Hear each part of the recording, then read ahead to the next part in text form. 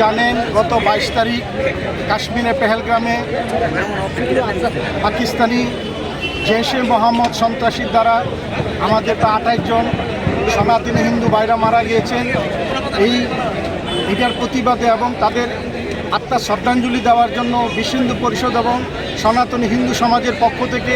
আজকে ত্রিপুরা রাজ্যের 8টা ডিস্ট্রিক্ট হেডকোয়ার্টারে আমরা শ্রদ্ধাঞ্জলির ব্যবস্থা রেখেছি এবং পুরো হিন্দু সমাজকে আমরা একটা বার্তা দিতে চাই, আমরা আর ভেদাভেদ ভুলে রাজনীতি ভুলে সমস্ত হিন্দু আমরা একসাথে থাকতে হবে, নাহলে ভবিষ্যতে আমরা প্রচুর বিপদের মধ্যে পড়ব এবং আমাদের এই সমাজ থেকে হিন্দু সমাজ থেকে আমরা ভারত সরকারের কাছে আবেদন রাখব পাকিস্তানে ঢুকে তাদেরকে অ্যাটাক করার জন্য এবং যত সন্ত্রাসী আছে সন্ত্রাসী যে হেডকোয়ার্টারগুলো আছে হেডকোয়ার্টারগুলো ধ্বংস করার জন্য। এটা সমস্ত হিন্দু সমাজের পক্ষ থেকে আজকে ভারত সরকারের কাছে একটা আবেদন এবং শ্রদ্ধাঞ্জলি প্রোগ্রাম হচ্ছে।